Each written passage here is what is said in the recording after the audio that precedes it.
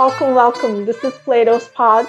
Today is June 13th, and we are here in this beautiful Toronto morning. I hope it is beautiful evening or afternoon or whatever, whenever time you're experiencing in your own location. We are here today with James Myers. Welcome, James. What are we talking about today? Thank you, Eva, and looking forward to discussing today the second part of the Theaetetus, which is Plato's dialogue on knowledge. And I just want to welcome everybody here. We've got a number of new people, which is great, and looking forward to those returning as well who've been with us in our previous episodes. So 2 weeks ago, we discussed the first part of the Theaetetus, and we ended that part of the discussion at the point where Socrates talks about memory and the difference between memory and perception. And that was at 167C of the dialogue. And so that's where we'll pick up today.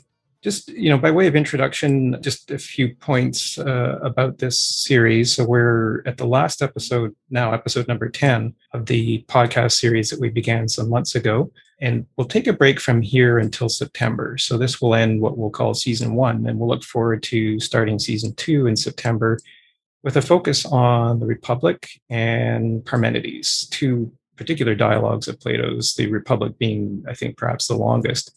And we'll focus on that starting in September, on those two starting in September. And we'll build in some of the other dialogues that we haven't had a chance to look at yet. But over the course of the summer, I'm hoping that I'll be able to conduct a few one-on-one interviews and post those as podcasts for those who are interested in following the podcast series over the summer. And as a reminder, after each episode, we'll post the podcast to rss.com/podcast/Plato's Pod. For those who want to listen, it's also located on Spotify, and we'll try to get it up on a few other platforms as well. I'm new to podcasting and would be very grateful for any assistance that anybody might be able to offer in terms of really making this resonate. The whole purpose of this series is really just to make sure that everybody is able to share in a bit of knowledge. And, for me, it's been a great journey of discovery. I'm so grateful for the opportunity, in these 10 recorded sessions and then in the 7 sessions that we had before these, to have read so many of Plato's dialogues that I hadn't read before. And to discover, I think, particularly in discussion with people, points that I had never thought of before. So this is, I think, the benefit of this series is that people are raising things that, each of us maybe individually hadn't thought of before, but together we're able to accumulate some knowledge that hadn't been there before. And so, today we're looking at Plato's dialogue specifically on knowledge, the Theaetetus. And so that's where we're at. At the end of the recording, after about 2 hours, we'll turn the recording off. And those who wish to stay for what we call Plato's Cafe, that's just a casual discussion, and we'll look forward to having that for about a half an hour afterwards for those who wish to stay and join us for that. Just as a reminder, again, we'll do as we did before, and when you wish to speak, please use the raise hands function in Zoom, and I'll take them in the order that they're raised, with preference to those who haven't spoken before. So very much looking forward to a great discussion today. And just to remind where we ended off 2 weeks ago in our last discussion. So 2 weeks ago, we began our discussion on the Theaetetus, and we began it with we showed on the screen an interview of physicist Richard Feynman, and that was conducted in the 1970s and preserved in recorded memory.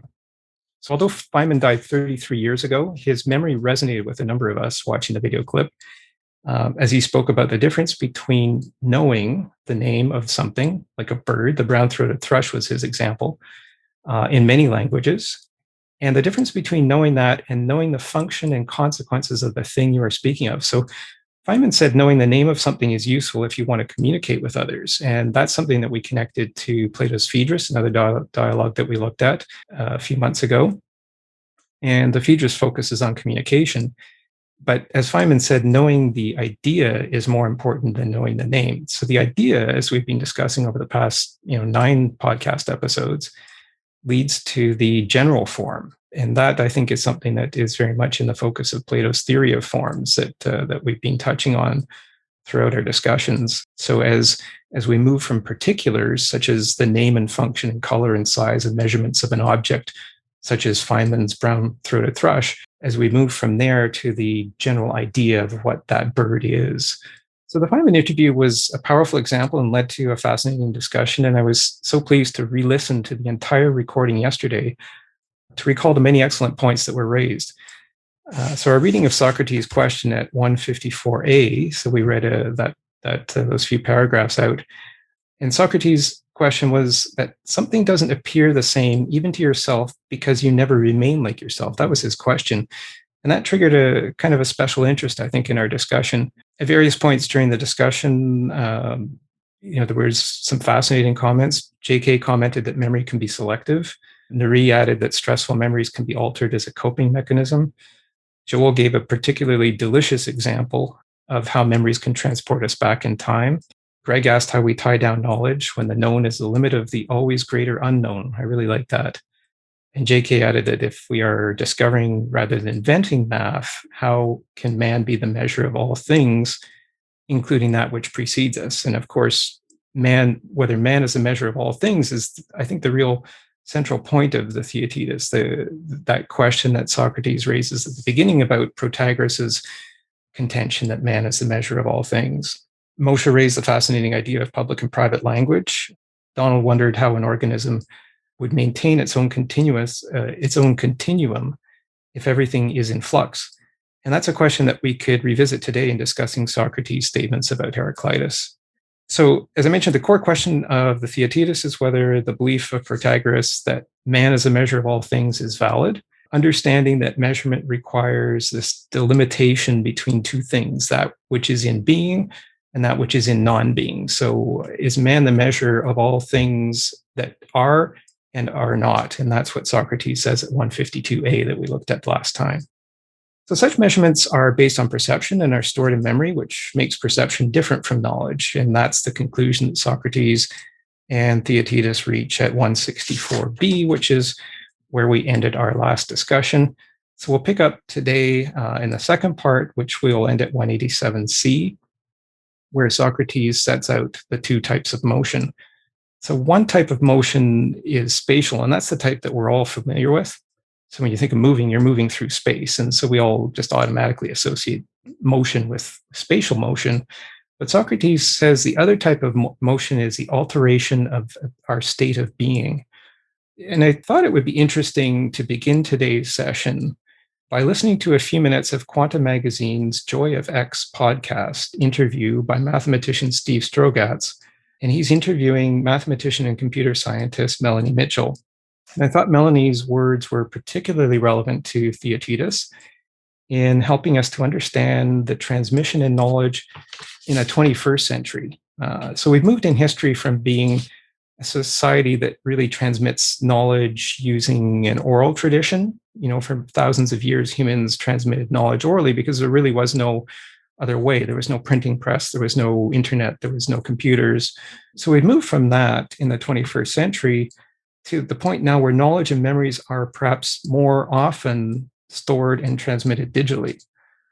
So as we listen to a few minutes of this podcast interview, we might consider how knowledge can be generalized in the storage of specific data points. And again, thinking of the general forms of knowledge. And Melanie discusses in the context of facial recognition and the infinite possibilities of real-world variability, this kind of issue that they're having now with artificial intelligence. You can also maybe think about, by what means the account of the reasons why, which is how Socrates described knowledge at the end of the Meno, can be stored accurately and in the correct order in the rapidly increasing power of artificial intelligence today. And so I just wanted to introduce us with that idea. And if we can, if you could put on that podcast interview, there's no real pictures to look at other than the page on which the podcast is hosted, but it's just a few minutes of Melanie Mitchell. So Melanie is the computer scientist who is speaking here to mathematician Steve Strogatz. This is one of the most surprising things about artificial intelligence today, is that how well these systems can do in these particular narrow tasks that if a human could do that well, we would say, boy, that person is really brilliant.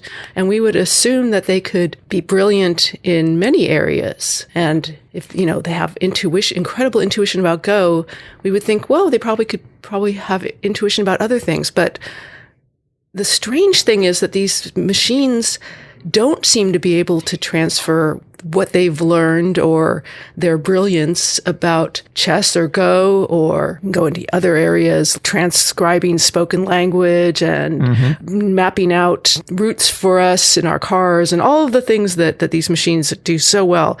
It seems like you'd need general intelligence to do these things well, but it turns out you don't. That AlphaGo and AlphaZero don't seem to be able to transfer what their kind of brilliance to any other domain than the one that they've been trained on. Now, one thing about, you sort of implied that if a machine could be so brilliant and have so much incredible intuition about playing chess, for example, that maybe it could do the same about science. But chess and science are very different. Yes. Chess has specific rules and has kind of discrete states, meaning, the chessboard is in a certain state at any time, and there's only a relatively small number of possible moves you could make at any turn. True. Yep. True. So in that sense, it's very different from the real world in which there's just a seemingly infinite number of possibilities, and it's not constrained in the same way. Back in the early days of AI, a lot of people believed that if a machine could play chess, it would have to have general intelligence, human level intelligence. So when you refer to general intelligence, is that as opposed to what, narrow intelligence? Yeah, I guess that's kind of a buzzword in AI, and it means kind of the goal of AI, the original goal at least, was to have a machine that could be like a human, and that the machine could do many tasks and could learn something in one domain. Like if I learned how to play checkers, maybe that would help me learn better how to play chess or other similar games. Or even that I could use things that I'd learned in chess in other areas of life. That we sort of have this ability to generalize the things that we know or the things that we've learned and apply it to many different kinds of situations. But this is something that's eluded AI systems for its entire history. I'm not sure I really understand the idea that if a person or a computer is said to have general intelligence, they will be good at many things that require intelligence. That's the idea, right? If you're smart, you're smart. That's the idea. If you're smart, you're smart. And I would say even further, if you've learned something, you've learned something. So, if I say that I've learned, for example, to recognize faces, okay, then I can recognize faces even if the lighting is different, or if there's if somebody's grown a mustache, or is wearing glasses, or any number of possible alterations that we're pretty good at adapting to changes in the world. I see. So like when we are challenged by these online systems that ask us to prove we're not a robot by recognizing the letters, and they're all gunked up and distorted and they've got slashes through them and stuff. That's called CAPTCHA, right? This technology. Yeah. That's something we find kind of ridiculously easy. That's still hard for computer vision. Yes. But not hard for us because we know how to recognize letters. Well, the letters, one thing you might have noticed is that there's fewer CAPTCHAs that use the letters and more that use pictures. Yeah, lately, right. Yeah. And that's because the ones that have used the letters, those are now vulnerable to computers. Computers can now solve those. Really? But the ones that use pictures are much harder. Is that because of neural networks getting better, or the new style of AI? Partially, yeah, and other not only neural networks but also other techniques in vision. Okay. But people have cracked the letter CAPTCHAs. Okay. But the image CAPTCHAs where it says click every box where you see a car. Yeah. Those those are harder for machines. The general images, recognizing things in images is a much harder problem than recognizing letters. Okay. So you're saying this is sort of something where human beings have a big, big edge at the moment, and that's because we have general intelligence, or what? Well, we're certainly better at visual recognition. Thank you, Eva, for bringing us that recording. I just thought we could start here or anywhere people like today, but I just was particularly struck in that discussion about this idea of general intelligence and its difference to the particulars. And again, just trying to relate that to the idea of the theory of forms in my mind. And I too have noticed, they talked at the end about those reCAPTCHA challenges where we are presented, to make sure that we're real humans interacting with the appropriate websites. That we've had to move now from that letter recognition because computers are able to recognize letters now, and we've had to move to image recognition. And I've certainly experienced that too in the past few years. But Melanie mentioned this idea of alteration and our ability to recognize altered states, in that facial recognition example that she gave. I thought was particularly interesting, so you can recognize a face, and you can recognize it even when a mustache is grown or glasses are put on or some change is made. And so that's, I think, part of the real human experience. And so it just struck me as particularly interesting as we move in the transmission of knowledge from that oral tradition that was historically the case to one that's more computer-based. And, Melanie Mitchell is such a well-spoken, I think, and such an intelligent computer scientist with a very good math background. And that was a fascinating discussion. So anybody who wants to listen to the full discussion, it's on the Joy of X podcast. And I've been so much enjoying that podcast recently. So I'm just wondering what people thought about that, and how you think that this affects our appreciation of knowledge and our ability to understand and to measure the transmission of knowledge in the modern times. Rich, your hand is up. Would you like to start the discussion? Yes, thank you. I am a chess player, and I've watched the evolution of computer chess from its inceptions were these little computers with chessboards. Modern chess computers have nothing to do with AI. It's all about brute force. Originally, they had some hopes, but they gave up because there's no way, zero way, to replicate a human mind by digits in a computer. No way. So what they do now is they throw an enormous amount of computer power and just do a brute force analysis. They can do it very fast, and it doesn't play at all like a human. When you play a computer, you know you're playing a computer. It does not react at all like a human being. So AI is actually not AI anymore. I mean, if you ever tried to talk to one of these AI like customer support things, you give up. It's hopeless. You just want the customer service rep already. You cannot replicate a human mind with discrete digits. It's impossible. So they've almost thrown in the towel. Actually, I was involved in the early ages of AI when they were talking about all these glamorous things that they were going to do. And that was about maybe 40 years ago. Nothing happened the way they thought it would. What happened was computers got cheaper, processing power got cheaper, storage power got cheaper, programming languages got a little bit easier to use. Programmers got more experience on how to do brute force analysis. And so the so-called AI never appeared and never will appear. What they will have is brute force analysis using faster and faster processors and bigger storage, faster storage mechanisms. Thanks for the observation, Rich. And welcome to Plato's Pod. I think it's important what you said, and to understand, I think what you mean by brute force, for those who haven't heard the term before, it's this idea, I think, if I'm understanding it correctly, it's this idea that computers will just simply work through as many combinations and permutations as possible. And they can do this, I think, faster than the human mind, just because, our brains are limited in the amount of power that we can deliver to them. whereas you can just keep adding memory circuits to computers, and they'll just continue churning through the options. And Melanie in that interview mentioned, kind of the infinite possibilities of the real world. So maybe that kind of touches on what you said. Is that the computer is working through specific limited probabilities, but is the computer able to reach the infinite probability of real world living? A good case in point is the Go versus chess. Go is nowhere near computerized chess is nowhere near as advanced as regular chess, because the number of possibilities are far greater.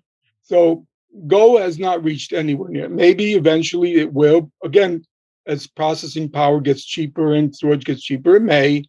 But because of the enormous variety or possibilities in Go, they cannot do anywhere close to what they could do in chess.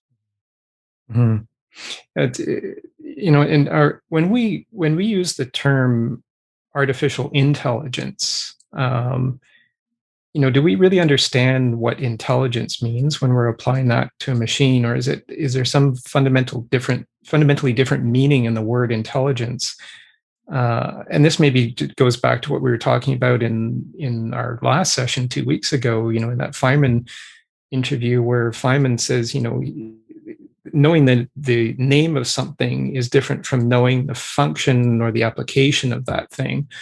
And that's an interesting question. Are we using the word intelligence in a way that really acknowledges our own capacity, or are we, artificially reducing our capacity to that of a machine that you're talking about, Rich? I'll go back to you, Rich, if I can just take JK first, and then we'll come back to you, Rich.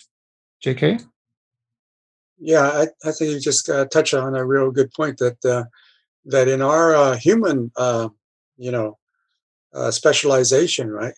We are giving up this, neglecting our general knowledge and learning capacity, and we're becoming like a computer, specialized in certain areas, and we're losing that intelligence.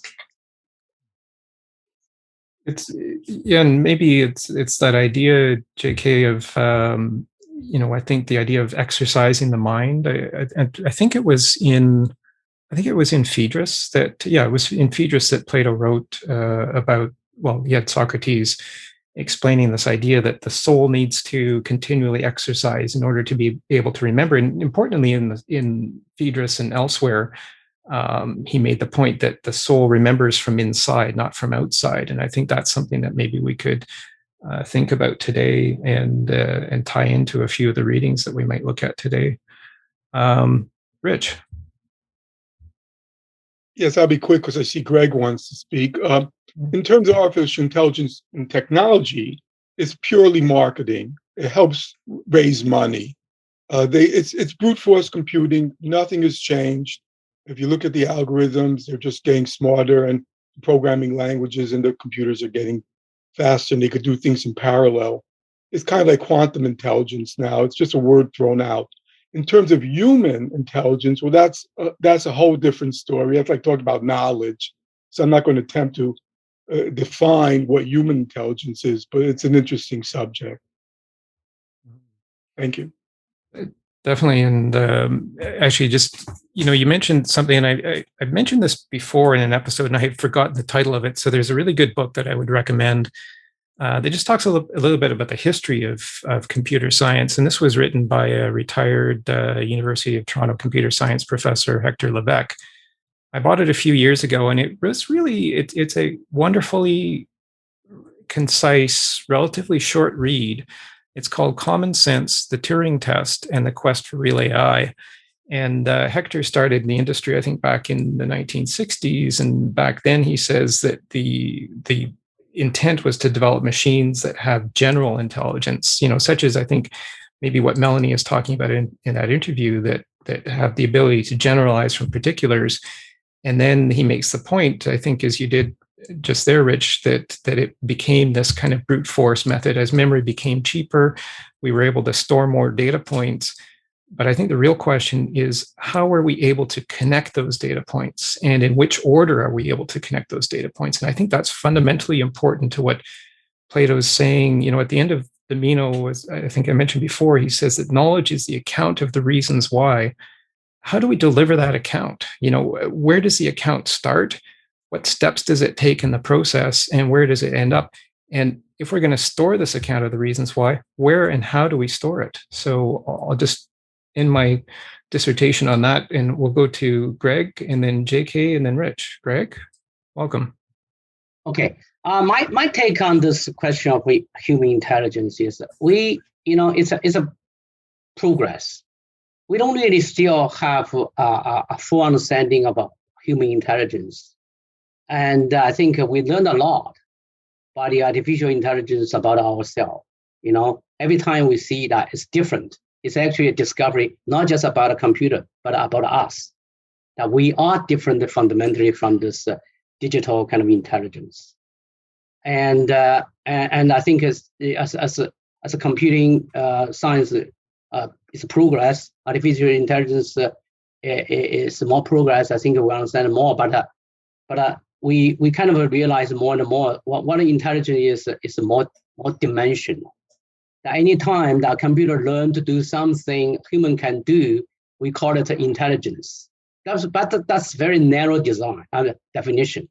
A broader definition is what they alluded to, sort of a general intelligence that may be, but what is a general intelligence? Is merely the connection of a multiple modulus, and so it's hard to do. And in the early days, I have played with artificial intelligence. Actually designed use these neural network designed a prediction model to predict the decay of steel in different weathers, and use that thing, and this thing is still on the net, is still using, but by through the learning, I think I got something that understanding is that the intelligence, the level of intelligence really depends on your database.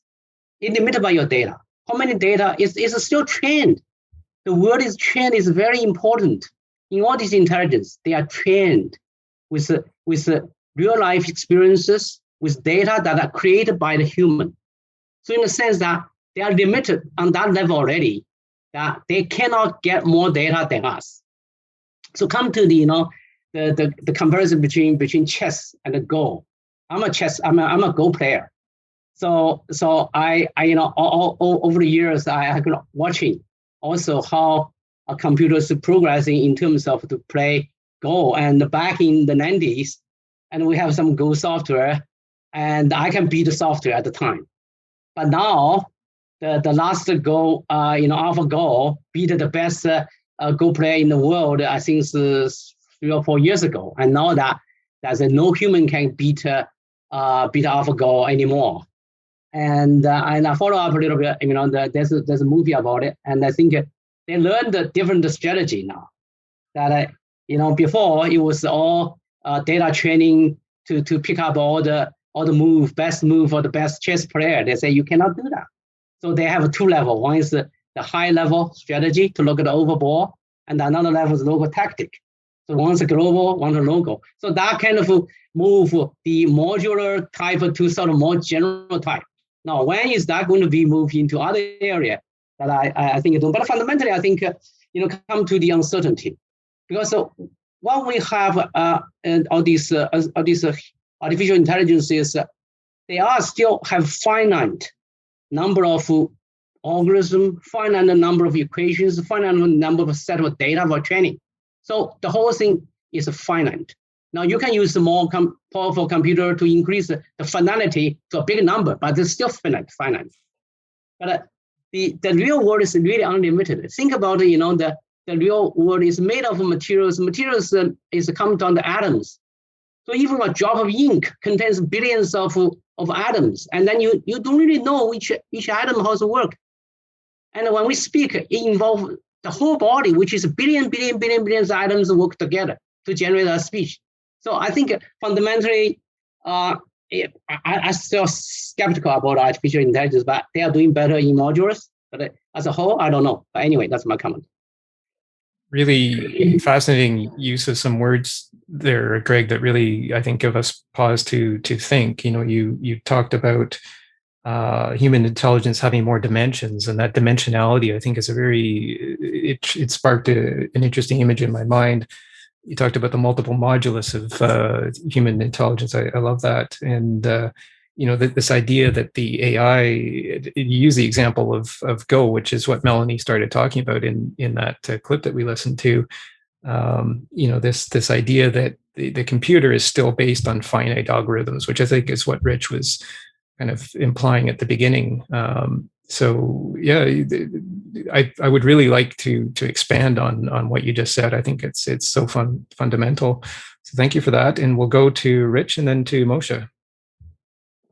Thank you. Just to expand on what Greg's saying, human beings have two aspects to their mind. One is habit, and the other is novelty or creative expansion. Computers, first of all, humans make computers. Computers are a tool. They're made by humans. The computers don't make humans. So the direction is one way. And humans can, through novelty and creativity, create computers. So computers, even though they can modify themselves, the programs can modify themselves, they can only modify themselves to the limit of what they're allowed to modify themselves by the overall structure of the program. They cannot have novelty. The human mind has the ability to create something new, inspiration, for example. And so while we discuss Socrates, we are using our creative mind to come up with new ideas spontaneously. While we may have habit of one way to look at Socrates, maybe from what we've learned and what we studied, we also have the ability to spontaneously come up with new ideas. And that would be an aspect of what I would call the human mind or the intelligence of the human mind. Interesting that, and I think what you just said ties to that reading that we did last time from 154a, in which, again, Socrates says, well, and do you even feel sure that anything appears to another human being like it appears to you? Wouldn't you be much more disposed to hold that it doesn't appear the same even to yourself because you never remain like yourself? And I think that touched a particular resonance last time when we read that, and this idea that, and Socrates talks about that in the first part that we read. When he consumes wine when he's healthy, it tastes good. When he consumes wine when he is ill, it does not taste good. And each perception changes the percipient. So each observation changes the observer, and that's, I think, a fundamental aspect of the quantum realm that we've talked about before. And I think Greg mentioned that with the word uncertainty. So we've got this physical principle of uncertainty that Heisenberg established. Physics operates with uncertainty, and then we've got this idea of infinite potential in our imagination, or our ability to be novel, which is I like that phrase that you just used. So I think that's a interesting thing for us to consider. So thank you for that.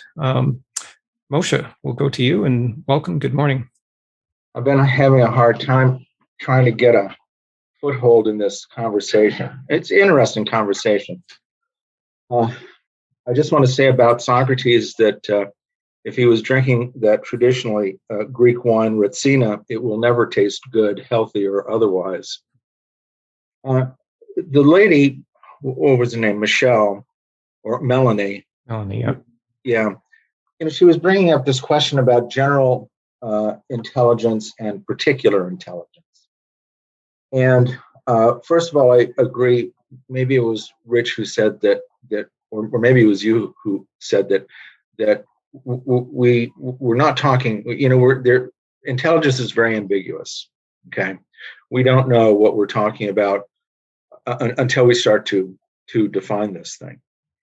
And she was raising the question, I guess, in her own mind philosophically that, if what a machine lacks is general intelligence, that a human being, a machine can have particular intelligence, but it can't have general intelligence. And her example of that was that if you're good at if you're good at playing chess, you should be good at building a bridge. Okay. Now that wasn't her example, but that's my example to show the fallacy of what she's thinking about, because building a bridge is an entirely different kind of knowledge than, or writing poetry, is an entirely different kind of knowledge than, than playing chess or Go or solitaire or anything else. So that's one thing I want to point out. A thing that I learned 1,000 years ago was that there are many different sorts of genius. Okay, for instance, and this is another way of saying there's very many sorts of intelligence. Napoleon was a genius at war. He was a genius at strategy and he knew how to direct his men. He was a genius at directing people. But I wouldn't go to Napoleon if I wanted a good bouillabaisse. I mean, that would be, an army might travel on its stomach, but he's not a genius in the kitchen or anywhere else. And somebody else who's a Picasso, who we regard as an art genius. I wouldn't want him strapped in the seat beside me in a lunar module. Call me nuts, but that's not gonna be happening. So I don't think that we can really truly have this idea of this general intelligence in the sense that she's talking about it, because human beings don't even have that kind of general intelligence. Another thing that I want to say, which was something that she was getting at, and I think James, you were getting at it too, going from particulars to general knowledge. I think that even a machine, I'm absolutely certain, and I'll certainly argue this today, that you take a machine where you can give it an infinite amount of code. I'm willing to grant the coders all the latitude that they want. I don't think that a machine is ever going to be able to give us a general idea of a triangle. It'll only be able to give us an example of an individual triangle, of a isosceles triangle or a right triangle, or the other kinds of equilateral triangles and things like that. I think that Hume was spot on the mark when he was saying that we cannot have an idea of something, we cannot have a thought or a concept of something unless we have the thought. And I'll qualify what I said about Hume in a minute. We cannot come up with that unless we come up with an idea of a triangle that has, three. Not only does it have three sides, but one of the sides is 2 inches and one of the sides is 1 inch, and the other side is, the square root of 3 inches. We can't have any other triangle but that, and the machine would never be able to do that. So what I want to do in this thing of AI, last thing about transferring intelligence. You mentioned the Phaedrus where, the mind has to be exercised, in order to be able to have intelligence. And Plato remarked, and I can't remember if it was the Phaedrus or not, that, that excellence in the body can be forced upon the body, because I can make you do the calisthenics. Okay. But excellence of the mind cannot be forced upon the mind. There's nothing that I can do to make you think about things. So let's think about transferring intelligence. Okay. James, you're an intelligent guy. You want to transfer intelligence. So what are you going to do? You're going to go to your puppy dog and you're going to start talking to him. And you're going to, well, puppy dog, why aren't you doing anything? I'm talking to you and I'm giving you this intelligence. I'm giving you my knowledge. Oh, okay, you say, all right, fine, puppy dog. I'm not going to talk to you anymore. I'm going to write this down. All right? Write this down. And now you read, oh, puppy dog, you don't read. Okay. So the same thing with that I like to use absurd examples so that I can bring it back to a human being. You can go to another human being, perhaps Eva, okay, and say, Eva, I want to transfer all this knowledge to you. And, you're doing all this communication with her, but Eva's worried about the toy that her little kid just discovered and is going around the house shooting paintballs at, all the walls in her kitchen. So she's not paying attention to you. She's looking at you, and, you're looking at her, and you think there's contact there, but nothing's going back and forth. So in order to be, so first of all, there's some very human questions about transferring intelligence, transferring knowledge, and simply being able to do a data dump from one head to another is not the same thing as transferring knowledge. The knowledge is transferred when I put the work into learning what you are telling me. Okay, you can't give it to me in any other way unless I want to get it. Think about when Wittgenstein is talking about Augustine. How did he learn? How did he acquire language? Okay, did his parents teach him language? And Augustine said, no, but I learned it. Okay, I did it myself, and that's what what is going to be required in order for this knowledge to be transferred. It's going to have to be something that you have and that I created myself using you as a source, I guess, or something like that. So I guess that's all I want to say about this for the time being. As I said, I was having a little bit of a hard time getting purchase on our conversation, but I thought I would add that. I appreciate that. And certainly you touched on a number of interesting things, including the idea of learning, which I think is touched on in, let me just get the section here. It's 170B, I think, in this idea that, if we are the measure of all things, then those we learn from are teaching us how to measure. That's kind of what I got from that part. And my understanding of what Melanie Mitchell was saying is not that, because you have expertise in one area, you will necessarily have expertise in another area. I think it's more the idea that, as both she and the interviewer said, if you're smart, you're smart. But then it's a question, I think, as you said, Moshe, I think very well, is how do you apply those smarts, and what do you choose to apply it to, and what do you choose to learn, and do you choose to learn something that's do you choose to receive knowledge that others have transmitted to you and do something with it or not? I think, and that's a really good question. I'm challenging the idea that if you're smart, you're smart, because as I said, I think that Picasso was a brilliant artist, but I don't want him in the space module. That kind of, he's smart is not smart. Okay, it just doesn't go that way,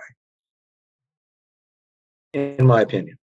No, and actually, so I appreciate that clarification. I think it makes me understand. So maybe is it a question then, and we can all consider this, is it a question of, if you are smart, you know your limitations.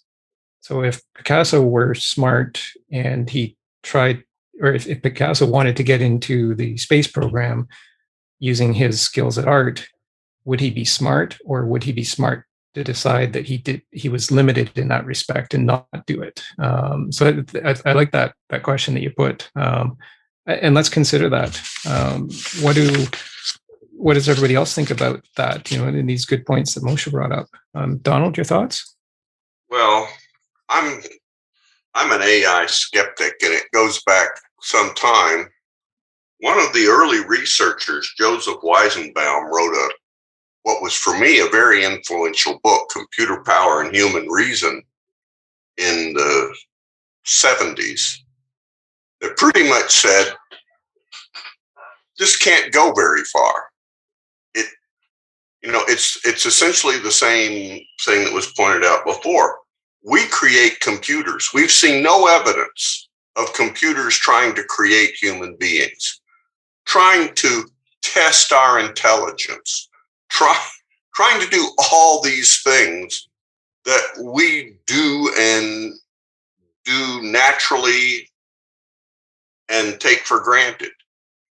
The other thing I would say to sort of, I think, support what you said. In reading Plato, and I don't have a quote or a citation right here, there are numerous examples, I think, in various dialogues that suggest that learning can be real. Teaching is problematic. It's not that, the master teaches the student. It's that the student figures out how to learn it. And there's a lot behind that. One of the things I think we see even in this dialogue with Theaetetus is that the verbal formulations, remembering them, the way in which your master or your teacher provided the answer is useless. You have to be able to see the thing in itself, just like Feynman pointed out. That was and even here in Theaetetus, even in Greek mathematics, as far as I've read, and I've read a lot of stuff on Greek mathematics, they didn't believe that the drawings in the sand, like in the Meno, you didn't prove the incommensurability of the square root of 2 by some measuring exercise. You had to see the triangle. To do Euclid, you have to see the line, the point, and they are not lines or points from the world. That the finiteness of the world suggests these things, but they are an abstraction. And as Hegel reminds us, that's where we fall into error. But no, but it's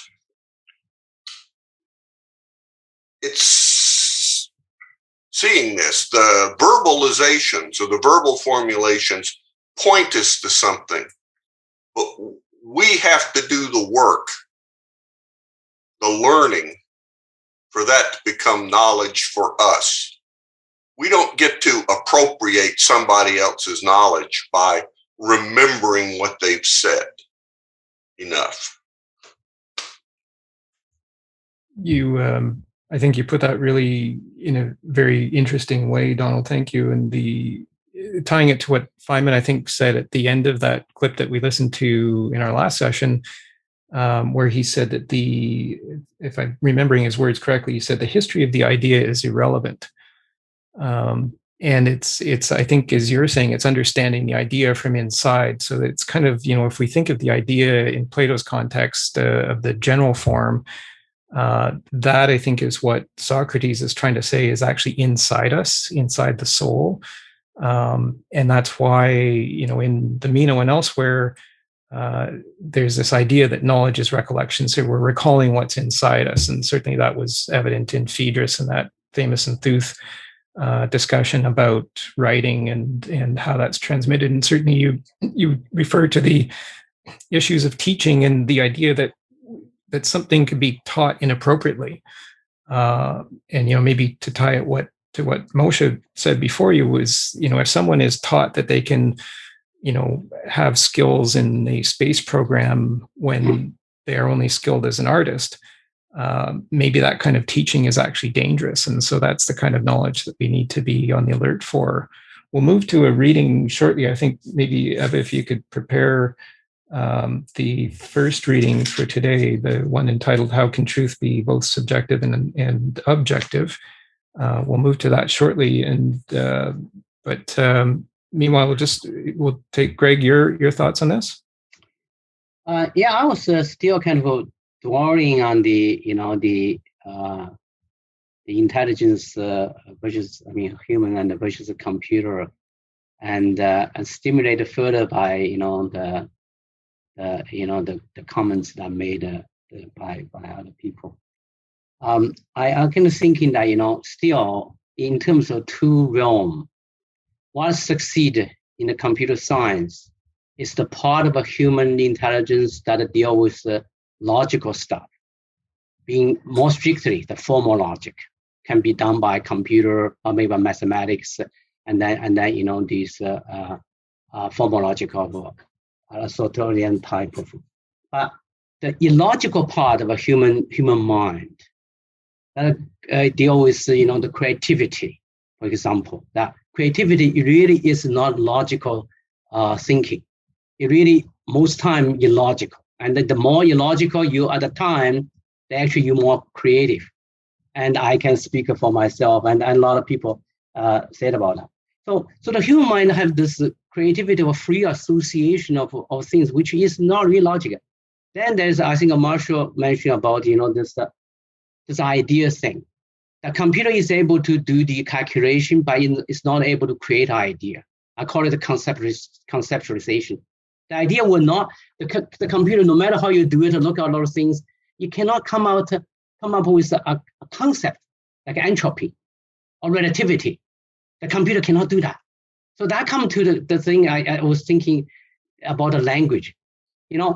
Computer now these days, we can talk to computer can talk back. But ask a computer to describe what I'm doing, computer is hopeless. Computer have to take a picture and send it back to another human. So there's another dimension too, like how we human employ our intelligence is heavily influenced by the emotion, and then also heavily influenced by the values. We make a certain judgment. Oftentimes it's emotional based and value based. And then those values, emotions are oftentimes the beginning point of our making the association, which leads to the creativity. So anyway, that's what I want to say. You use some interesting words there, in the idea that creativity is illogical, or maybe sometimes illogical. I think is a point that Feynman touched on in the end of that clip when he talked about how Dirac, the great physicist Paul Dirac, sometimes arrived at his conclusions simply by guessing. So he used a method of guessing, whereas Heisenberg, Feynman said, used a measurement. Heisenberg could not arrive at a conclusion unless he could measure the various pieces of knowledge that led to that conclusion. So each of us has a different approach to generating ideas, I guess, is the key point that was being made. And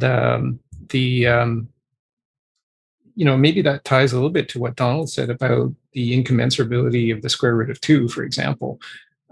In that spiral of Theodorus that we ended looking at the last session, we saw the incommensurable roots, one of them being the square root of 2. And to bring it to what you were just saying, how can a computer prove the incommensurability of the square root of 2 if the only method of proof that has ever been used is reductio ad absurdum, which is how I understand the square root of 2 was proven to be incommensurable. You try all of the explanations, none of them work. You wind up at an absurd position if you try to apply any particular proof to it, and therefore it is proven because there is no available proof, no available specific proof. So I may have used the wrong words to describe reductio ad absurdum, but that's my understanding of the basis of the proof of the incommensurability. And so, in that spiral, we saw the commensurable measure, which was 1, and that went around the perimeter of the spiral. And then we saw inside the spiral, we saw these incommensurable measures. And so that, when we think about Protagoras and the question of Protagoras, is man the measure of all things in this dialogue, then we have to think about how do we deal with incommensurable or illogical or irrational items, such as maybe what you just described. So an interesting thought. So thank you for that. I'm just wondering if we could move to this reading at 171A to C, and if we might have any volunteers to be Socrates and one to be Theodorus. I could read one of the roles. If we don't have 2 volunteers, I could read the whole thing. I'll be Theodorus. I'm always a good Theodorus. Okay, thank you, Moshe. Anybody to volunteer for Socrates? Yeah, okay. Okay, thank you, JK. So JK and Moshe, take it away, please. 171A to C. Protagoras admits, I presume, that the contrary opinion about his own opinion, namely that it is false, must be true, seeing he agrees that all men judge what is. Undoubtedly. And in conceding the truth of the opinion of those who think him wrong, he is really admitting the falsity of his own opinion. Yes, inevitably. But for their part, the others do not admit that they are wrong. No. But Protagoras again admits this judgment to be true, according to his written doctrine. So it appears. So it will be disputed then by everyone, beginning with Protagoras, or rather, it will be admitted by him when he grants to the person who contradicts him that he judges truly. When he does that, even Protagoras himself will be granting that neither a dog nor the man in the street is the measure of anything at all, which he has not learned. Isn't that so? It is so. Then, since it is disputed by everyone, the truth of Protagoras is not true for anyone at all, not even for himself. Thank you both for that reading. I think it's interesting to hear the words aloud and to consider their meaning kind of in that speed of sound versus the speed of light. The speed of sound, we actually have that ability to reflect on what's being said in our own minds. It's a lot slower than the speed of light when you can skip over things. So in terms of our ability to assimilate memories, I find the speed of sound is actually works well for me. And I think actually Jerry at the end of the last episode mentioned that too, when he says things, it takes on a different dimension of meaning, if we could use that word that was used earlier.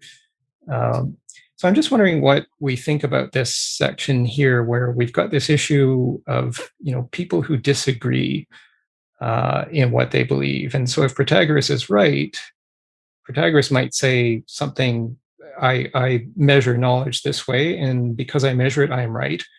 And then there'd be other people who would say, no, I don't measure the same way, and therefore I'm right. So what do we do when two people are right? Can we have two right? So I'm wondering what you think about this, Rich.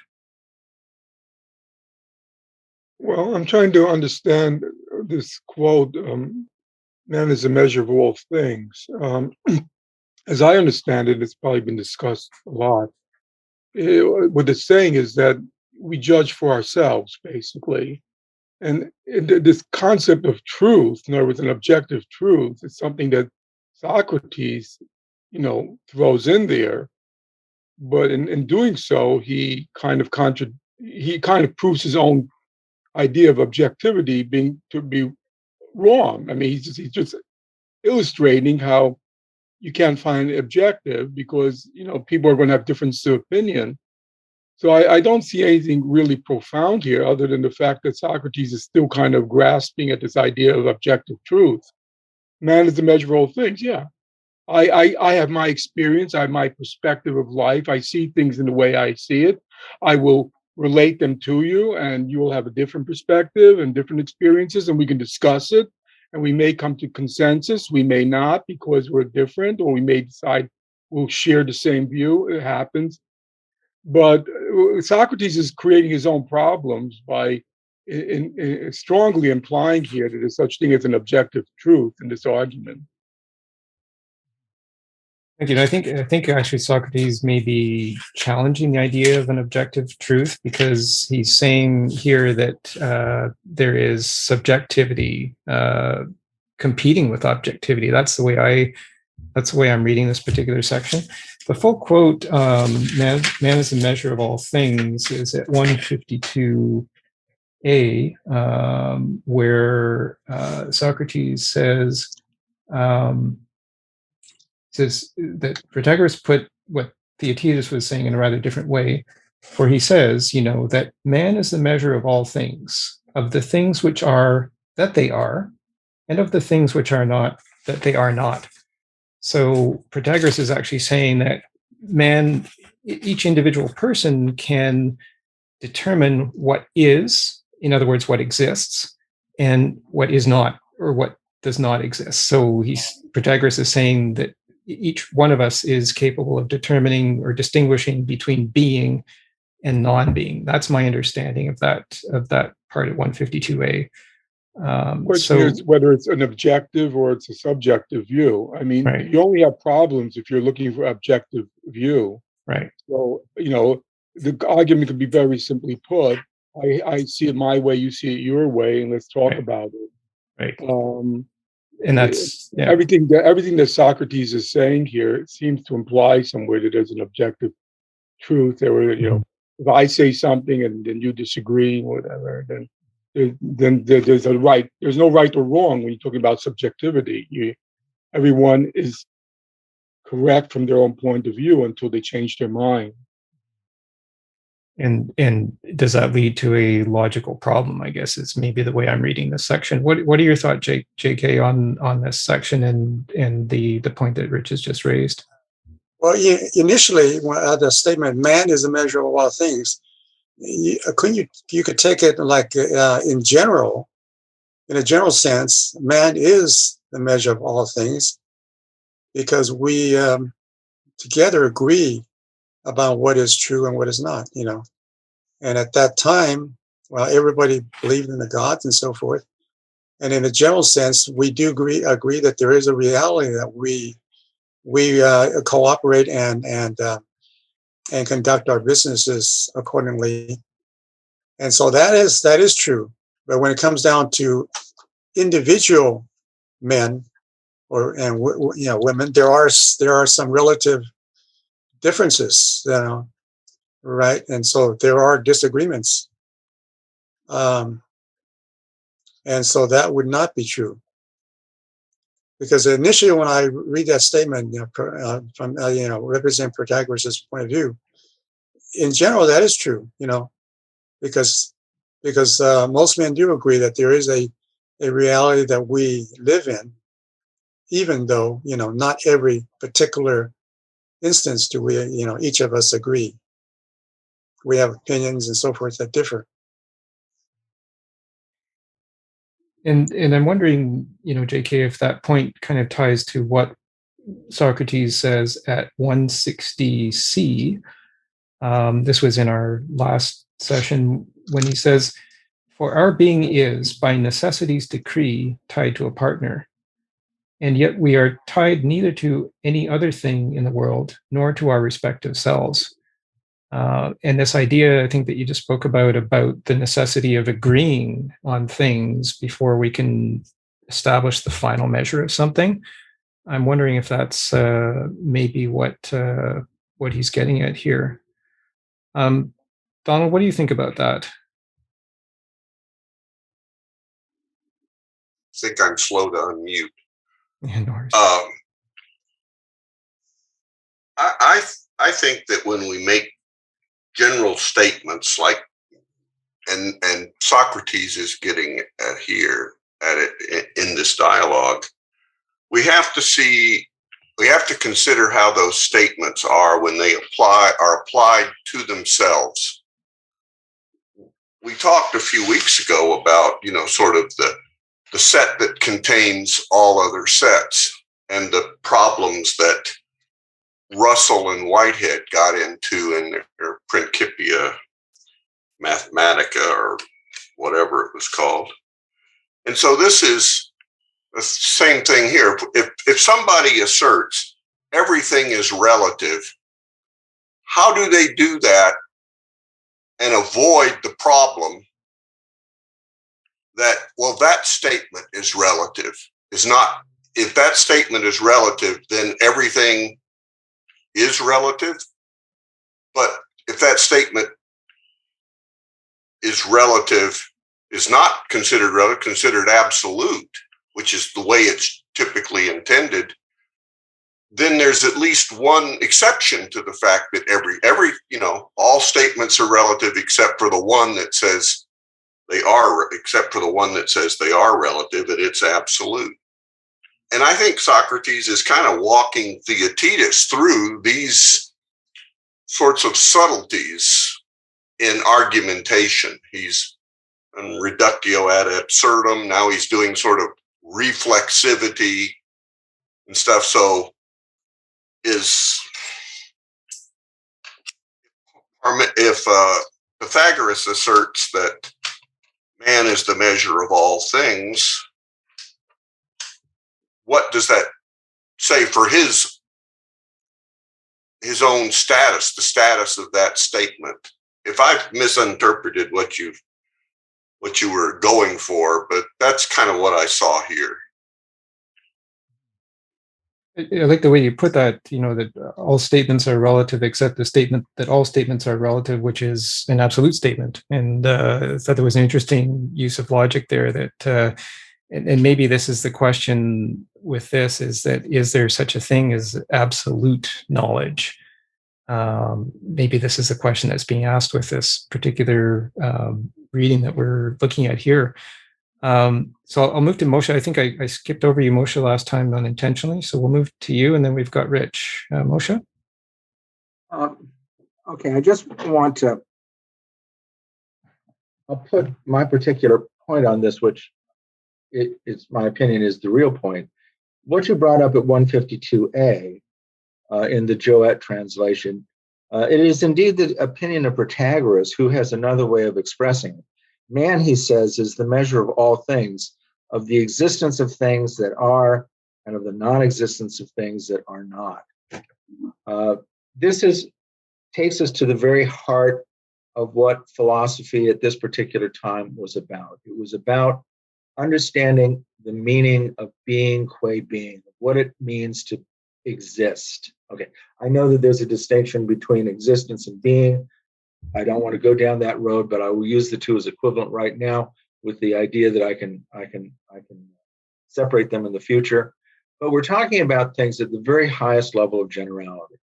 Okay, if we're talking about, I think Donald's point about self-referential statements was interesting, but I think we have to differentiate between what Protagoras is saying at the highest level of generality in metaphysics is different from what people interpret Protagoras to be saying about one person saying it's hot and another person saying it's cold. I mentioned last week that if we're both, I put it in the frame of predicate relativism requires subject absolutism. That if we're going to say that, if I'm going to say that the water's hot and Rich is going to say that the water's cold, we've got to be talking about the same water, okay? Because we can't disagree in terms of the predicate unless we agree upon the subject. If you take that and contrast that with something that Protagoras would have a problem with, being man is the measure of all things, it would be like saying that 1 + 1 does not equal the same thing as 6 - 4. It's got to be the measure of all things to both of us. It can't be. It's got to be 2. Okay, and everybody, even Protagoras, has to agree that I can't have a different idea than Rich has on that. We might disagree about what the number 2 means. I mean, is it a set? Is it a countable thing? Is it created or is it discovered? But we both have to be talking about the same thing here. I just want to say from my standpoint that this, from a philosophical standpoint, Socrates is arguing with Protagoras on the very highest level of abstraction, and to do philosophy, I think we have to be sensitive to that. I like you mentioned subject and predicate again, and you mentioned that last time, and it really stuck with me from when you mentioned that last time, that that idea that you have to always be talking about the same thing. And maybe that goes back to what Richard Feynman said in that clip that we listened to last time, that the purpose of understanding the name of something is so that at least we have this common point of reference. And I really like the way you use the reference to water, because that's something that I think we can discuss, in the remaining time that we have here. We've got about 45 minutes left. This ending part of this section of the dialogue that we're looking at, where we've got the opposed views of Heraclitus and Parmenides. So Heraclitus says you can never step in the same water twice because everything's in flux, and Parmenides says that everything eventually leads to one, and the one is changeless. That's perhaps a gross oversimplification of what was said in that end, but you raise the point, and I think that's well worth considering here, that at least we have to be talking about the same thing before we can agree on it. So I will thank you for that, and we'll go to, I've got Rich, and then Greg, and JK. Rich? Yeah, in terms of, human experience, what I say is each person has his own experience. I'm not making an absolute statement when I say that. I say each person has his own experiences, his own perspective. So this is not an absolute statement for logic, to work on where logic is not proposition. It's an experience. It's an observation. And if we say are we testing the same water when hot or cold? Well, water changes. Are you doing it at the same time, the exact same moment? Is the body experience the same? People are more sensitive to certain types of water. One may say that's cold when they dip their toe in the pool, another may say it's warm. Even though the pool is pretty stable at that time, they'll have a different experience. In terms of arithmetic, which is probably the most concrete abstraction we can have, because in real life, we don't have 2 and 4. We have 2 apples and 2 apples. People will disagree where those 2 apples are equivalent to those 2 apples. They say those are rotten and those aren't. But let's even talk about math and its most abstract form. You have to agree upon what base you're talking about. Are you talking about base 10, base 2? You have to have an agreement first. So what we call objective knowledge is basically agreements by consensus. We agree for the most part that when we talk about math, we're going to be talking about base 10. It's become habitual. But there's nothing to say that 1 and 1 is different in base 2 than it is base 10. It's just a matter of agreement. So I'm not making absolute statements here. I'm making observations about the nature of life and being. And the problem happens is when you try to create logic on top of that, those kind of general statements about experiences that I've observed in life. Thank you. And this is what I really love about this whole podcast series is I learn something new every time from the opinions or from the knowledge of others. And what you just said, Rich, about agreeing on the base for mathematical questions or for mathematical knowledge, that just struck a chord in me because, it makes me think of back in the Babylonians, for example, used base 60. And, now by convention, we use base 10, but it doesn't necessarily always need to be so. And so if somebody were to read the history of our generation, say 1,000 years in the future, and maybe 1,000 years in the future, they'll use base 5 or they'll use base 20 or, whatever. Would they understand what we were saying? Because would they understand this implicit assumption? Like when I mentioned the number 2, as you said, I'm not saying I'm speaking about the number 2 in base 10. Right. So there's this assumption that's always there. And that's a powerful, actually, reference, I think, to what Plato said in Phaedrus. So I really appreciate that. And that really struck some learning in me. So I have learned from you and I appreciate that. That's a very important point. Greg, your ideas? I'm kind of thinking here, regarding the context of the time. That was really the beginning, I think, the awareness of such a thing of subjectivity and objectivity. Even this word really didn't exist at that time in Greek language. It was a concept at later time. But nevertheless, they recognized at that time because of the saying of Protagorean about the means and measure. They start to realize there is a view from a personal view. There's also a view from outside of us. So they were struggling really at this time to see that if there is anything unchanging, universal, which we call knowledge, does this exist? I mean, this actually is the the subject matter of the dialogue of Theaetetus.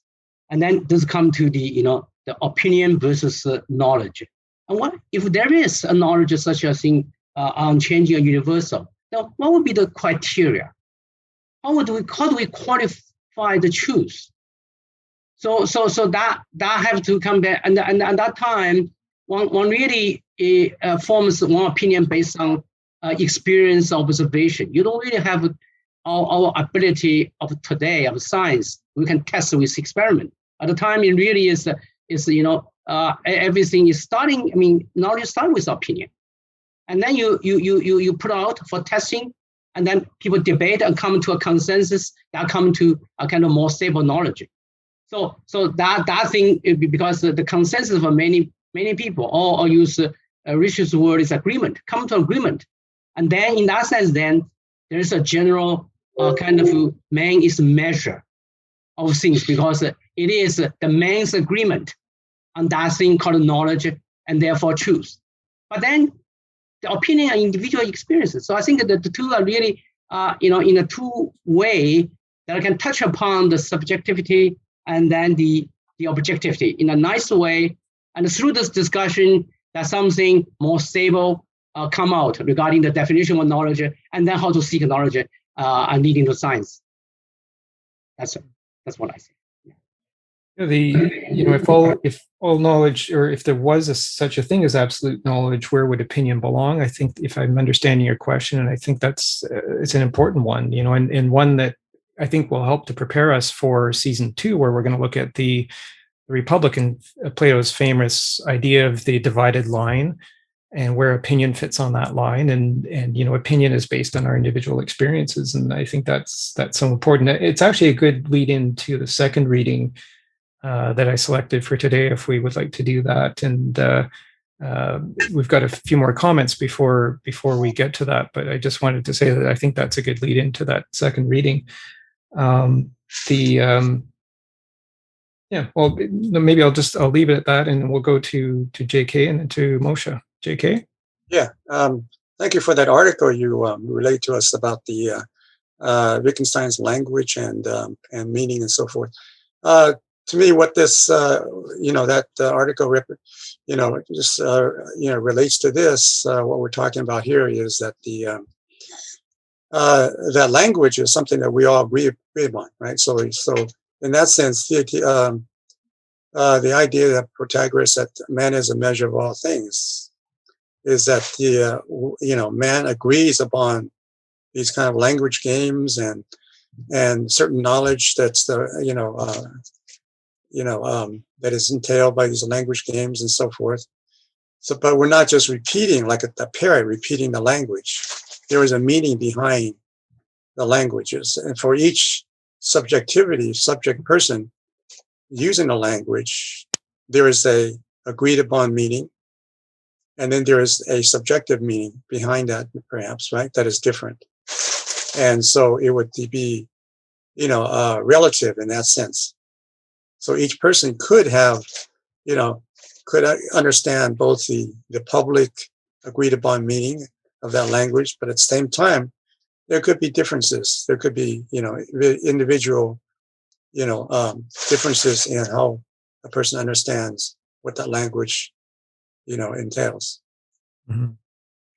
And that, I think, relates to the point that Moshe brought up last time about the private language and the public language, and then this understanding that needs to be established between the two, or this understanding that needs to supersede either.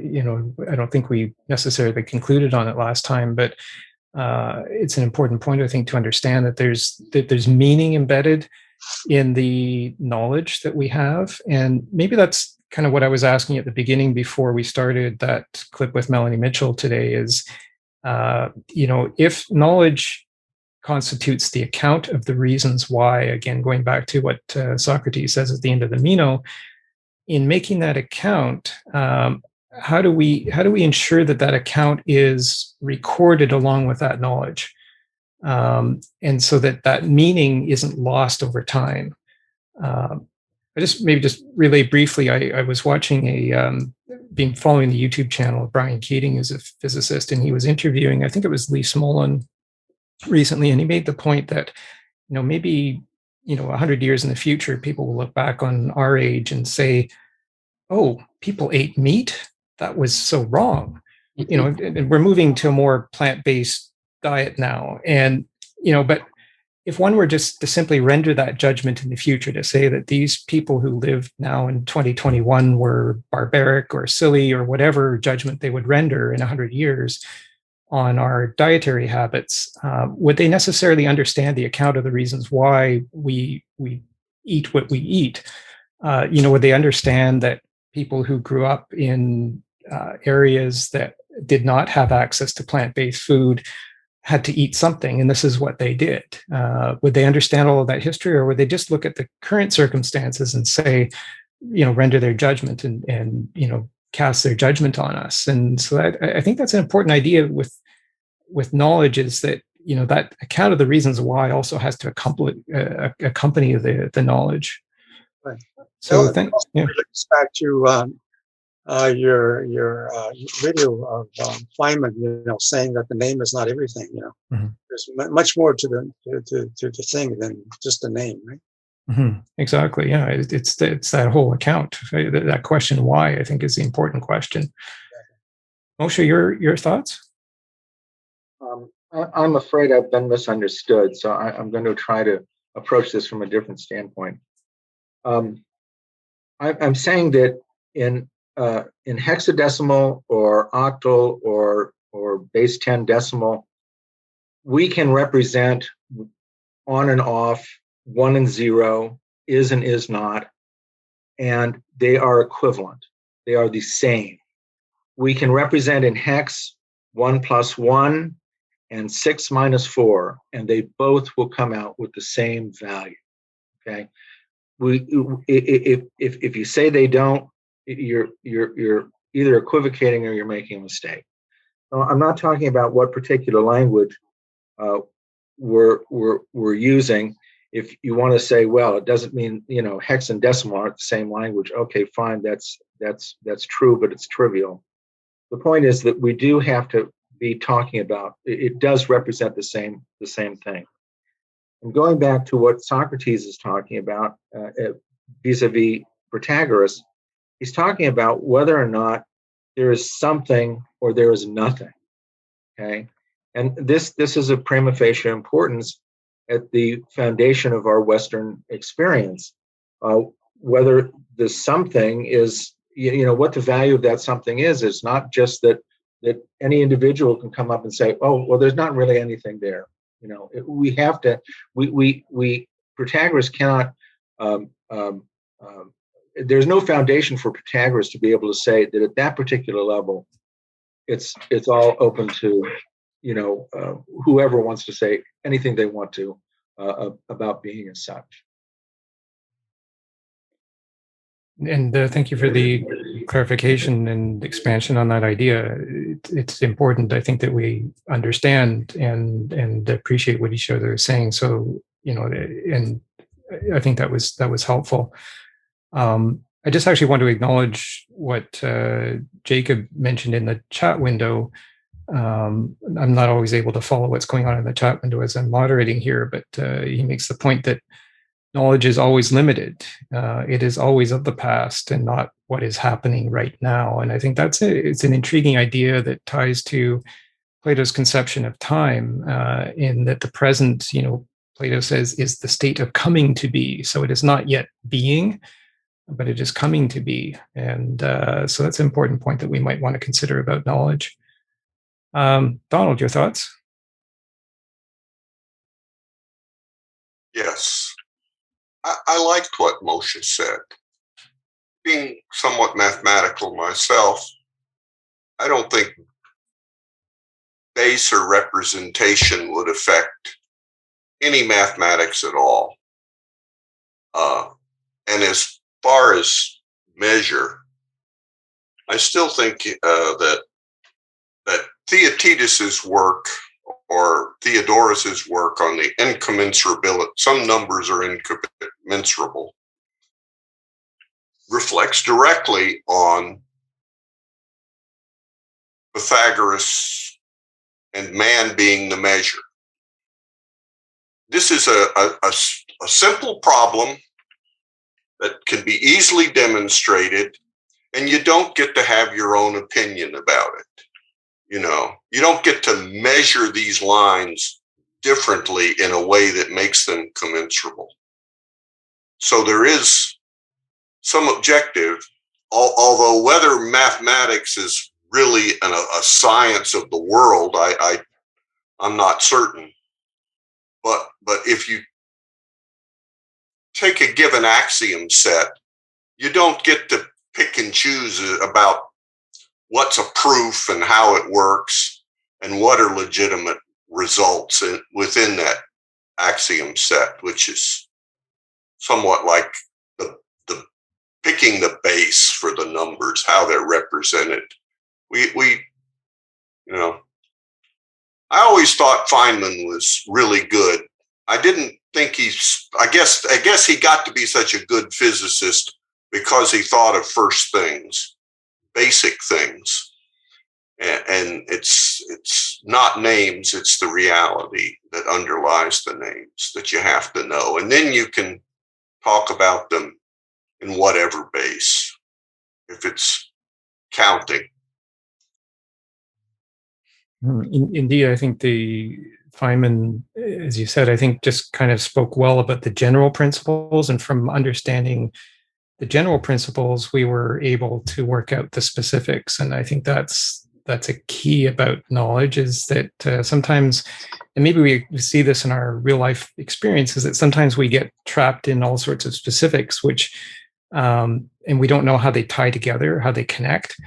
And so there's some sort of perhaps geometry to this connection that ties our specific pieces of knowledge to different paths that knowledge can take. And it's important that we understand those paths that knowledge can take. I just wanted to mention, actually, what I've got on my screen background here is a qubit. It's a quantum computer bit, and it's a fundamentally geometric object. And so this is what, many thousands of people across the planet now are pursuing in terms of this is the way that knowledge will be encoded and operationalized in the quantum computer. And so the quantum computer is actually, I think, going to be with us and very significant part of our computing power, I would say, maybe even within 5 years. There's a lot of people assume that it's going to be a long time, but I think that the challenges that they've experienced in entangling these quantum bits will be soon overcome. And this is something I've been following, quite heavily during the pandemic, is this whole quantum computing revolution. So I just thought that this was particularly interesting in terms of when we encode knowledge in this quantum bit or qubit. So the qubit is for those who can't see the screen or listening to the podcast, qubit is a sphere. And inside the sphere is a triangle. And this triangle rotates on two different planes. And so the triangle has an orthogonal 90-degree angle in it. And in this particular example on the screen, we could think that the radius of those two lines that form the base and the height of the triangle are 1. For example, we could assign a unit value of 1 to them, which would make the diagonal the square root of 2. So you would have rational commensurable measures on two sides, one and 1. So the radius would be 1. And the irrational or incommensurable would be the square root of 2. And so we've got this interesting problem when we start to encode knowledge in these spherical qubits that contain triangles. How are we going to draw that? How are we going to distinguish what happens in that square root of 2 measure? So I'm talking about the hypotenuse here of the triangle. And I think it actually relates to, what I was going to do the second reading, but I think, maybe in the interest of time, because we've got about 25 minutes left, maybe we can go to the third reading. And maybe this would be a point to look at the third reading on the last page. And maybe we can talk about the second reading in the course of this. The second reading was I thought it was a particularly powerful section that really spoke to me of not creating feedback loops and retaining your individual capacity to to have opinions and to have different experiences from other people. So the second reading, which I don't think we'll get to today, is 176a to 177a for those who want to look at it on their own. But this third reading I thought was particularly interesting.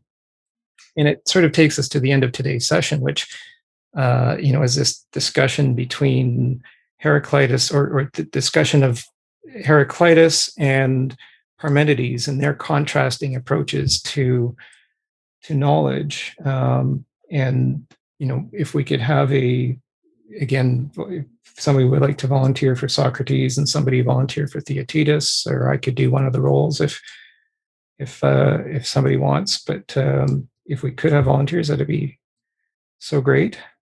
I'm always good for Theodorus. Okay. Or Theodorus, sorry. Yeah, that's great, Moshe. And I can do Socrates if nobody else wants to jump in. All right. Well, why don't we start the reading and then just kind of discuss the implications of this, because I think it's quite an important distinction here that Socrates is trying to make. So again, this is 181c to 182b, and I'll start with Socrates. So, tell me, do you call it motion when a thing changes from one place to another or turns round in the same place?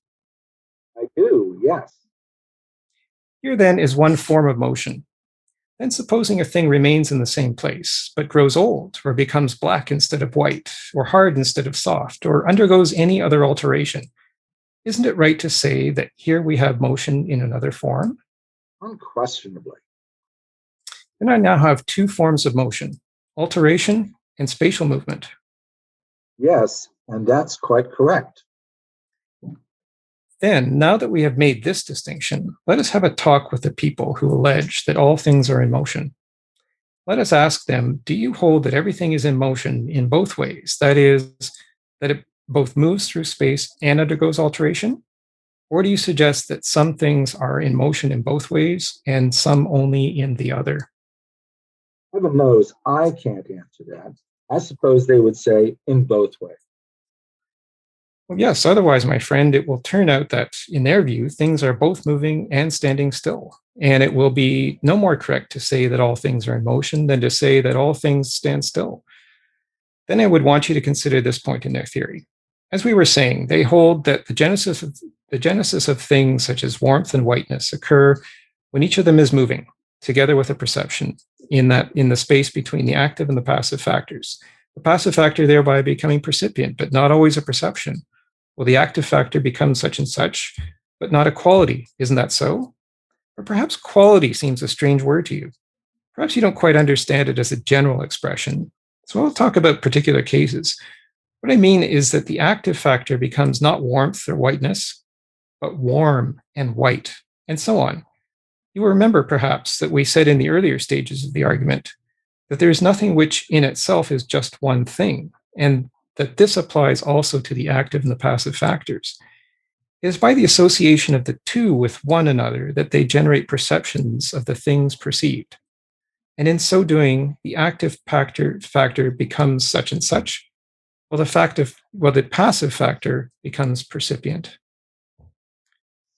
So that was the section from that reading, and it kind of takes us back to the first part when we made that distinction between the active and passive factors that Socrates was presenting, the active factor being the observer and the active factor being that which is observed and the passive factor being the observer.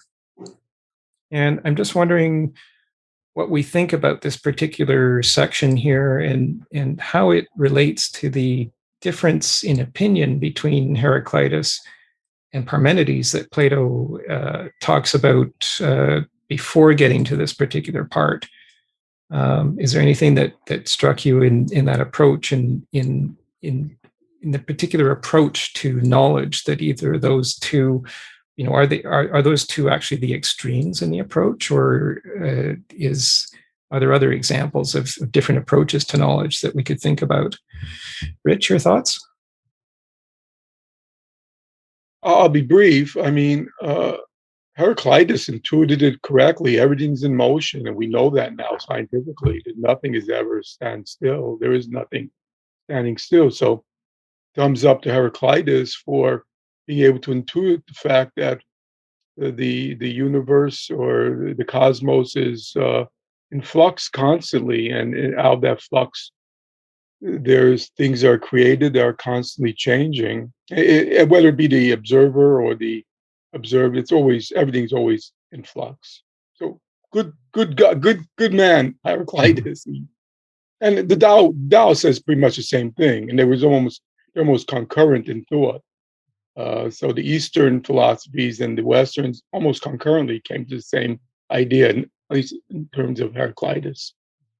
Is that rich in both types of motion, or does Heraclitus only recognize spatial motion, or like this distinction that Socrates here is drawing between two types of motion? Is that something that relates to Heraclitus? Well, Heraclitus, there's only fragments, so we really don't know. But within those fragments, he's never talking about anything staying stationary, that everything is in flux.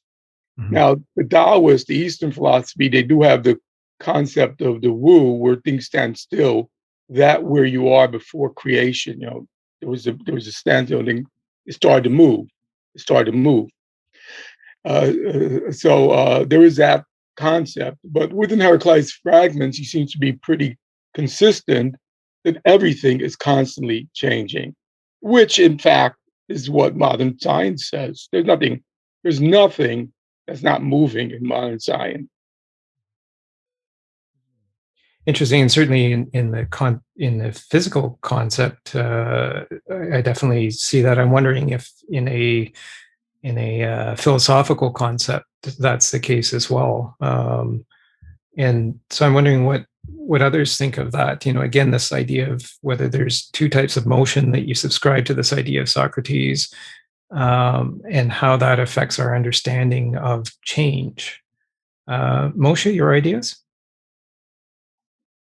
Oh, I see I'm unmuted. Okay. Yes. This modern science business, if I take a look at my wooden desk and I start to look at it through a microscope, I see that it's not all solid, but it's made out of fibers, and there's spaces between the fibers. And if I take a look at the fibers, I see that the fibers are made out of molecules, and the molecules are made out of atoms, and the atoms are mostly made out of space. So I'm going to take my pencil here, and I'm going to drop it on the desk, and I tell you what I'm expecting based on that analysis. It will go all the way through the desk and onto the floor. Okay, so here's the experiment. I'm going to drop it now. I want everyone to be prepared for this. Whoa, hold on. Stop the presses. It didn't. All right. So from a scientific standpoint, it's certainly conceivable that everything is in motion in some way, but from a human standpoint, it's not in motion. I mean, I'm living in a solid world with solid things around me, and it could be the case that even on the scientific analysis, if they are finally able to isolate something that we would call an atom in Greek, the undivided, the indivisible, that while that thing might be moving in space or moving relative to other things, there's no motion in that at all.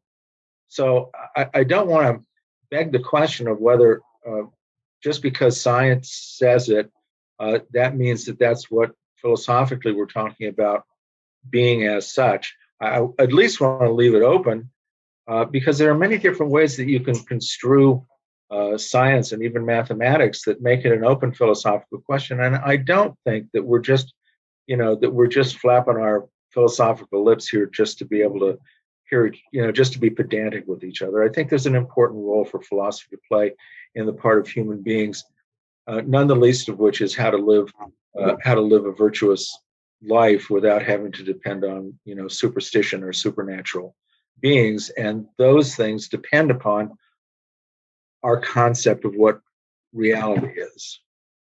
I just want to open it up. I just want to push it that way. I think you put that powerfully, and you gave us a lot to think about. It makes me think of our discussion on the Parmenides, the Plato's dialogue on science and the science of self. And I think the importance of that, I listened to a interview of philosopher Daniel Dennett yesterday, and he made a really good point about philosophy, is that it teaches us how to ask the questions, or what questions to ask. It teaches us to use our minds to frame the questions, because it's based on how the questions are framed that lead us to specific scientific discoveries. And so I think what you just said is a very powerful defense of keeping that openness and understanding that there are other things out there that can be discovered. JK and then Rich. Yeah, I guess it raised the question: if everything is changing and and nothing is really stable, the question is, we're talking about mathematics. Why does mathematics, the knowledge of that mathematics, remain the same? 2 + 2 = 4. That's it. And all these these forms of mathematics is not changing, right, all the time, because every time we do that calculation, it's the same. And that's the question. And but I do basically agree with Heraclitus and the Taoist philosophy that everything is in constant state of constant change. But there's an idea in our minds, and it's I guess maybe it's generated by our memory, that there's a memory of something that does not change. And what is that? What is that memory? The concept of these mathematical forms. Why do they remain the same if everything is changing? And so there's other forms of knowledge too that don't change, and that's the question, I guess. And I think quite a relevant question especially to modern understanding of quantum theory. This idea that when you make an observation, the actual observation itself changes the outcome, and to understand how that's going to be reflected in knowledge and the way we record our knowledge. So if we have an accurate memory of knowledge, it can't be subject to any infidelities. And so I think this is maybe the situation with these quantum bits that we have to understand, is how to get an accurate recording with fidelity, and especially if we think that, as Heraclitus says, everything is in flux, including the two types of motion, the spatial motion and our individual state. That alteration that Socrates says is the second type of motion. Rich, your thoughts? Well, yeah, I mean, a couple of comments here. One, I was observing Moshe's demonstration, and during the demonstration, everything was changing. The pencil dropped, the pencil moved, something hit the table, my mind changed. It's true, the table didn't move in that circumstance because the table was relatively stable, but it could have moved. I mean, there's nothing to say it would not move. It is constantly deteriorating because of the motions of molecules. And eventually that table will change shape considerably, but over a long period of time. So for practical purposes, you can depend upon that table to be there, but just for practical purposes, it's changing constantly. In terms of mathematics changes. They create new mathematics all the time to solve new problems. And within science, they create new things like dark matter constantly when things don't seem right. If you read scientific journals, there's constant disagreement about the meaning of things. There's nothing stable there. And a question about 2 and 2 as an abstract, 2 and 2 = 4, those are just symbolic. We have two numbers, 2 and 2, and we say plus symbolically will equal something called 4. But in real life, no two things are equal. There are no two things are exactly the same. They're constantly changing. They're different. But for practical purposes, this is what Bell always said. For all practical purposes, we say, okay, those 2 apples are equal to those 2 apples because we're doing some commerce here. We say, I'm going to give you $2, you're going to give me 4 apples, okay? But in reality, those two are different. Now, this is where philosophy really comes in handy, to distinguish that which is trying to be made concrete for practical purposes from that which is not really the same, because they really aren't. And that's where Heraclitus comes in handy, to remind us that, yeah, we can say that river is the same river as we saw last year for practical purposes, but it really isn't. There's been changes. The way you set that distinction between practical purposes and real purposes, I thought was interesting. And certainly, when we look at the geometry of this sphere that's going to constitute the qubit in which knowledge will be recorded and transmitted, we've got the challenge of the circumference, the ratio of the circumference to the diameter being something that is transcendental and irrational. Pi. Pi goes on forever. And so, yeah, I mean, it's how do we deal with that difference between practicality and the real, if we can use the word real basis of things, if something's practical, it being good enough. And I did like that experiment that Moshe did. I think that really helped to illustrate things. But when we start recording knowledge that's going to be preserved for all of time, how do we ensure that the practicalities don't get in the way of understanding something, hundreds or thousands of years in the future? It's something that may be a particular challenge that we need to face now. Moshe, your ideas? I just want to follow up on one thing that Rich said, which was excellent.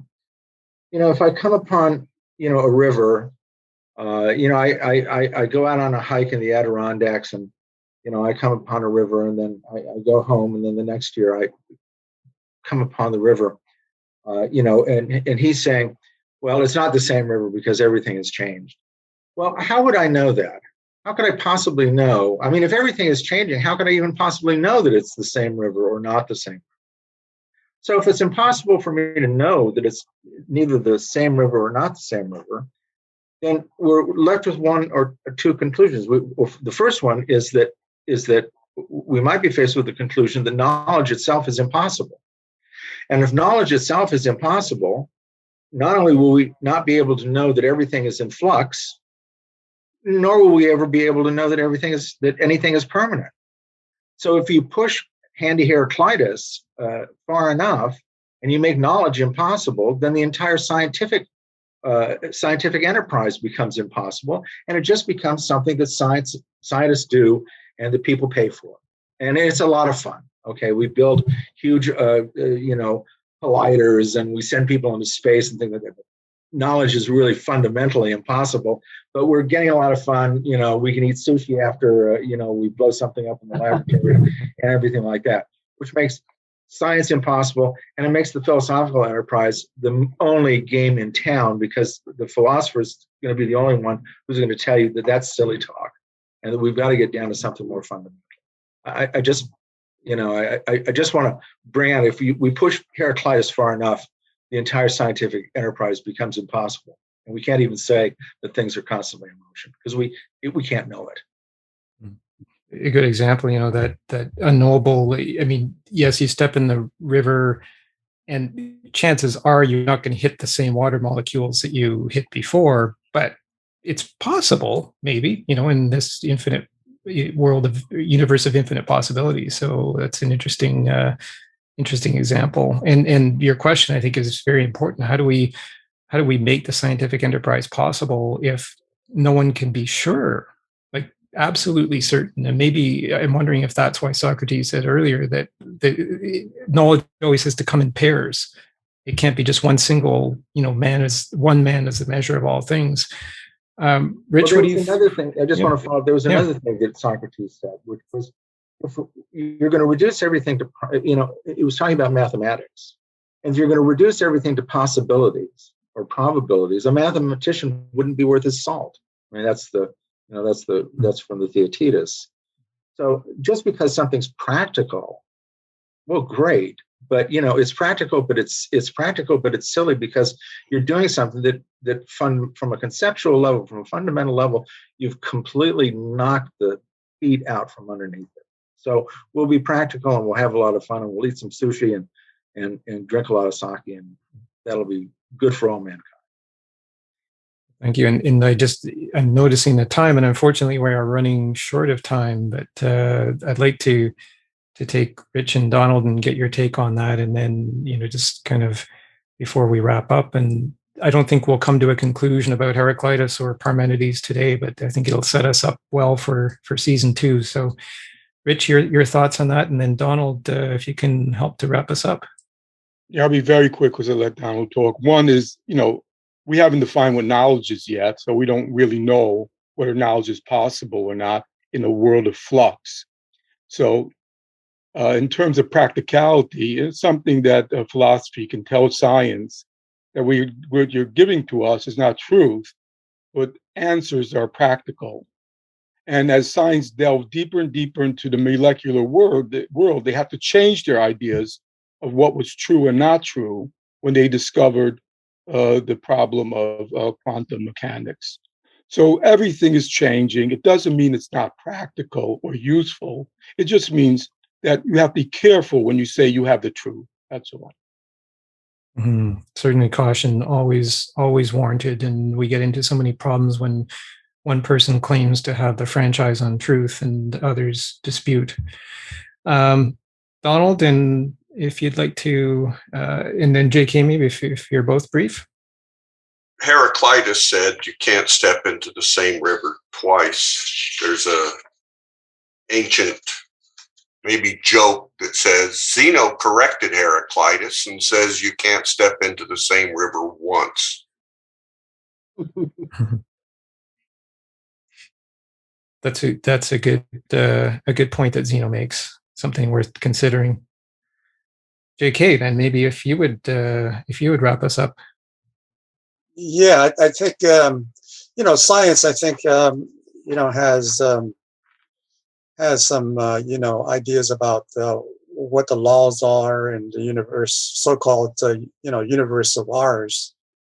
But that's only represents just a few percentage of what's there. They admit that science admits that we're only we only know what's a few percent of the universe. The rest of it, most of it, over 90%, 95% of it is consists of black matter and black energy, right? Dark energy and dark matter, which we don't know nothing about. So maybe within this 3-4%, we know certain laws exist.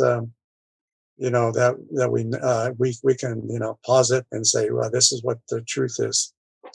But maybe beyond that we don't, and it's and that would be the part that's just constantly maybe changing all the time, that we that we just don't know about. Powerful point, I think, to end on is this question of dark matter and dark energy, which, as you said, JK, constitute, I think the latest estimate is something like 95% of our universe. And so we know what constitutes the 5%, which is the visible matter, but we don't know what constitutes 95%. And I think it was mentioned earlier, that I think it was said that we were creating knowledge of mathematics and of dark matter, but I think maybe it would be, we could say that we're discovering, maybe not creating, but discovering. And so that's an important point, that we need to understand the limits of our knowledge, and to understand and to appreciate what we don't know. And I think that's, the Socratic method through all of these dialogues is to get us to realize that there are things that we don't know. And so if we think that we know something for certain, do we know all of the connections that knowledge necessarily attaches to? And I think that's the question as we get into the digital age and transmitting knowledge in the way that we're going to be transmitting knowledge, that we really would do well to understand. And I think that's the benefit of philosophy to all of this, is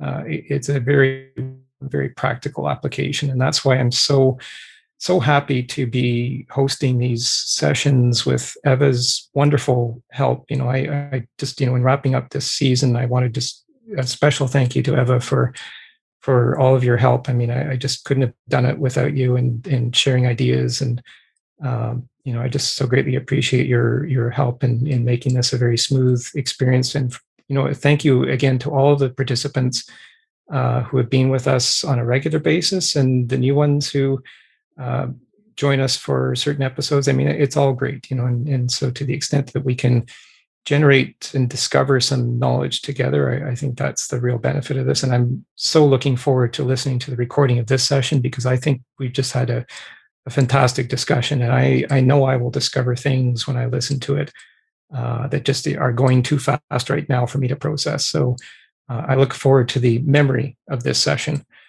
And with that, I will look forward also to season 2, which will start in September, and hope that everybody will consider returning, and we'll grow the presence. And hopefully over the summer, we'll be able to get a few one-on-one interviews recorded for the podcast.